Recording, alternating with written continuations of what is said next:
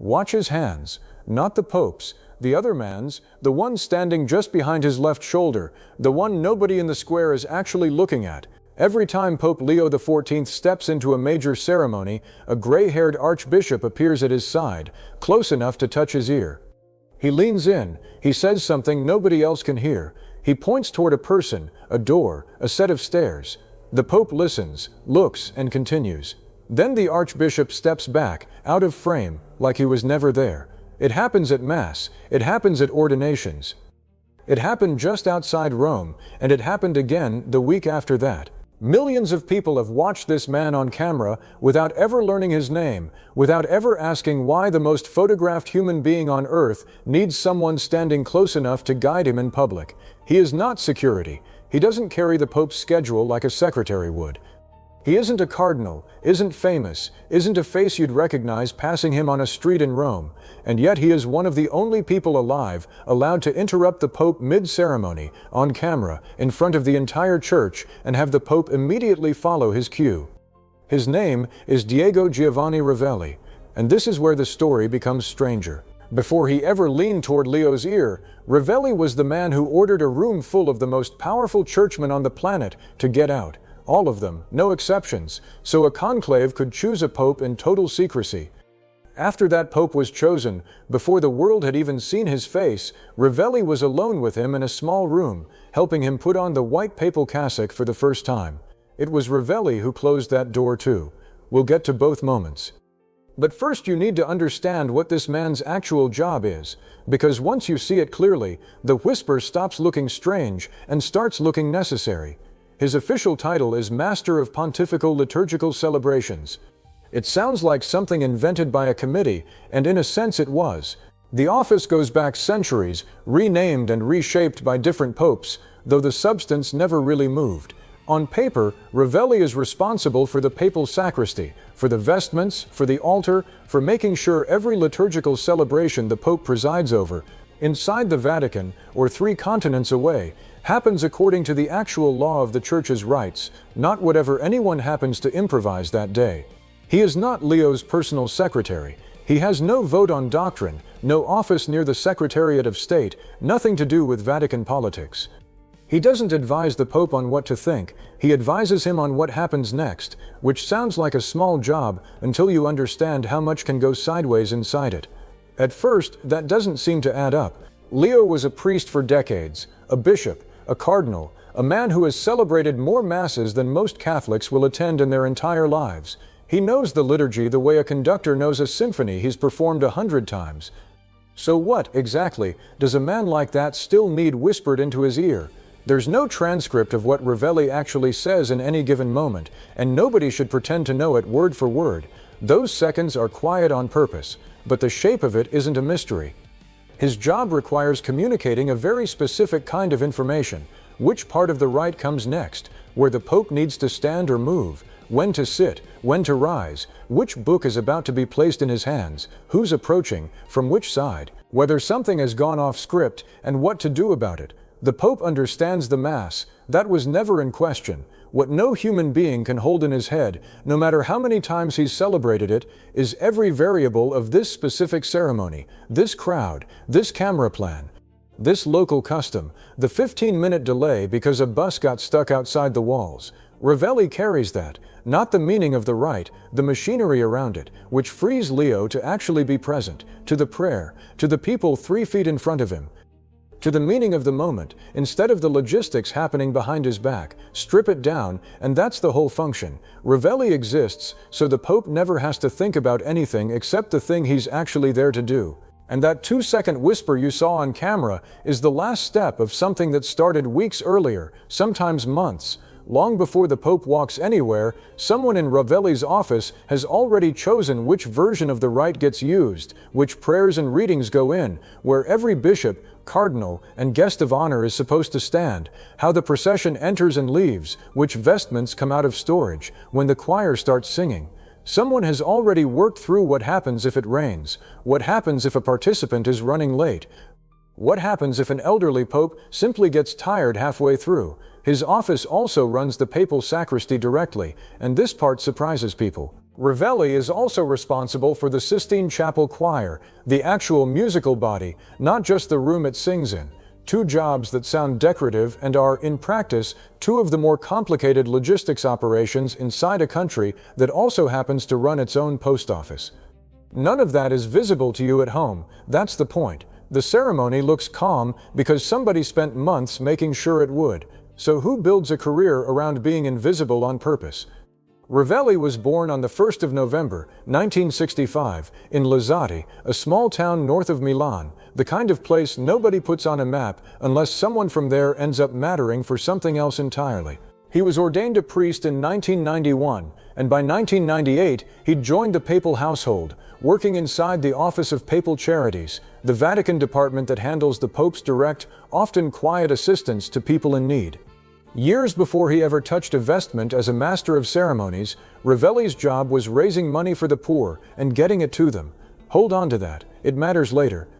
In 2000, he picked up a diploma in pedagogical methodology, studying how people actually learn and how institutions actually function. In 2010, he completed a full doctorate in sacred liturgy. In 2006, Pope Benedict XVI named him a papal master of ceremonies, one of the assistants inside the office that handles the Pope's liturgies. He spent the next 15 years in that seat, watching how ceremonies actually unfold under two different popes and under real, unpredictable pressure, long before he ever ran the office himself. In 2013, he was put in charge of the entire Office of Papal Charities. Then, in October of 2021, Pope Francis promoted him to the top job, Master of Pontifical Liturgical Celebrations, replacing Archbishop Guido Marini, who had held the post for 14 years before being sent off to run a diocese of his own. Don't read that as a resume. Read it as two things stacked on top of each other. He learned the actual rules and history of the Church's rites, down to a doctorate. At the same time, for over a decade, he learned how real human beings, tired, sick, in a hurry, occasionally difficult, move through those rites in practice. He didn't arrive at the Pope's side knowing only what the rubrics said. He arrived already knowing the rubrics exist to serve actual people, because he'd spent years literally serving actual people in an office built for nothing else. Now come to the moment that shows you exactly what his job becomes when everything is falling apart. On the 14th of February, 2025, Pope Francis was admitted to Rome's Gemelli Hospital. What started as bronchitis turned into double pneumonia, and for weeks the Church held its breath through one grim bulletin after another. He was discharged 5 weeks later, still recovering, still fragile, and under doctor's orders to rest for months. Easter Sunday came anyway. Francis appeared on the central loggia of St. Peter's Basilica in a wheelchair, in front of a square packed with pilgrims and tulips. He hadn't presided over the morning Mass, that had already gone to a cardinal, but tradition called for one more thing, the Urbi et Orbi, the Pope's Easter blessing to the city and to the world, the same words popes have delivered from that balcony for generations. Francis looked out and said one line himself, "Brothers and sisters, Happy Easter." Then he handed his prepared text to the man standing beside him, and it was Ravelli's voice, not the Pope's, that read the entire message out loud.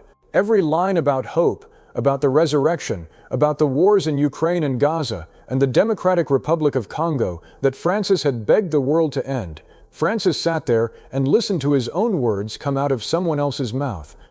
Then he gave a brief blessing and toured the square once in the Popemobile. The next morning, on Easter Monday, Pope Francis died, which means the last public message of his pontificate, the final words he had prepared for the world, reached that world through Diego Ravelli's voice, and not his own. Nobody in that square knew it was the end. Ravelli may have understood the seriousness of Francis's condition better than most people standing there. He read every word anyway, steady, because that was the job. The year before, in 2024, Francis had personally approved a redesign of the ancient rite for a pope's own funeral, simplifying it from the old triple coffin down to one plain wooden casket lined with zinc. Ravelli explained it publicly afterward. The goal was for the whole ceremony to read as the send-off of a working pastor, someone who spent his life serving others, instead of the grand farewell you'd give a head of state. Francis had asked for exactly that himself. On the 25th of April, 2025, it was Ravelli who announced the coffin would close that evening at 8 o'clock, and it was Ravelli, inside St. Peter's Basilica, who laid a white silk veil over Francis's face and shut the lid himself. The next day, the funeral mass filled St. Peter's Square with something like 200,000 people, led by the Dean of the College of Cardinals, because there was no pope left to lead it. Francis was buried across the city at Santa Maria Maggiore, the first pope in more than 100 years laid to rest outside the Vatican walls. In the middle of all that grief, Ravelli's own office did not go dark. Its responsibilities explicitly continue through the empty stretch between one pontificate and the next, the sede vacante, the vacant chair. Most of the Vatican's major appointments freeze the instant a pope dies. His office is one of the few built to keep functioning through the very moment when there is no pope left to serve. Which brings us back to where we started. On the 7th of May, 2025, 133 cardinal electors, processed into the Sistine Chapel, took their oaths and sat down beneath Michelangelo's Last Judgment to choose a new pope. Once the oath was finished, it was Ravelli, the same man who had closed Francis's coffin less than 2 weeks earlier, who stepped forward and said the two words that have opened every conclave for centuries: extra omnes, everyone out. Every camera, every unauthorized cleric, every last person without a vote left the room. Ravelli left too. The heavy doors shut just before 5:45 in the evening, and for the next day and a half, 133 men were entirely alone with their ballots. On the fourth vote, on the 8th of May, they had a decision. Cardinal Robert Francis Prevost had been elected the 267th Pope. He chose the name Leo XIV, the first American ever to hold the office. Under the law governing a conclave, it is the master of ceremonies who must formally certify the moment it happens. Acting as a notary, with two ceremony assistants standing as witnesses, Ravelli drafted the official document confirming that Prevost had accepted the papacy and chosen his new name. Only after that was signed did the new pope walk out of the Sistine Chapel toward a small side room the Vatican calls, quite literally, the Room of Tears, named for what happens to almost every man who's ever stood inside it. There, Leo took off the cardinal's robes he'd worn into the conclave and put on the white papal cassock for the first time. Ravelli went in with him, and Ravelli closed the door. Before a single camera in St. Peter's Square had seen Leo XIV's face as pope, Diego Ralli already had. The man who'd closed the door on one pontificate had, less than 2 weeks later, closed the door on the very first private moment of the next one. A brand new pope could have brought in someone of his own. Leo didn't. Ravelli stayed exactly where he was, standing beside him 10 days later at the inauguration mass, in front of 200,000 people and dozens of heads of state, when Leo received the pallium and the fisherman's ring that marked the start of a papacy. He stood beside him at nearly every major ceremony since. Same gray hair, same quiet lean toward the ear, same disappearance right after. Nobody in the Vatican explained exactly why Leo kept him. Maybe nobody had to. This was a man who had just spent weeks proving, in public, under about the worst pressure imaginable, a dying pope, an empty chair, a locked conclave, a brand new pontiff who had never celebrated a single papal ceremony in his life, that the machinery keeps running, whether or not the man at the center of it can hold all of it in his own head. That's not the kind of competence anyone replaces out of habit, so look at the whole shape of it. A man from a small town outside Milan spends years handing out charity from a Vatican back office, then decades more studying and watching how ceremonies actually work under real popes, under real pressure. Then, inside a matter of weeks, he reads the last public message of a dying pontiff, closes that pontiff's coffin with his own hands, orders the doors of a locked conclave shut, and becomes the last person in the room, when a new pope stops being a cardinal and starts being the Bishop of Rome. And through all of it, his entire job, his whole reason for existing inside that building, is to be almost invisible, lean in, say 6 words nobody else can hear, step back out of frame before anyone thinks to ask who he is. If this is the kind of story you want more of, the ones happening just off camera at the center of the church, hit subscribe so the next one finds you, drop a like, and tell me in the comments, had you ever actually noticed him before today?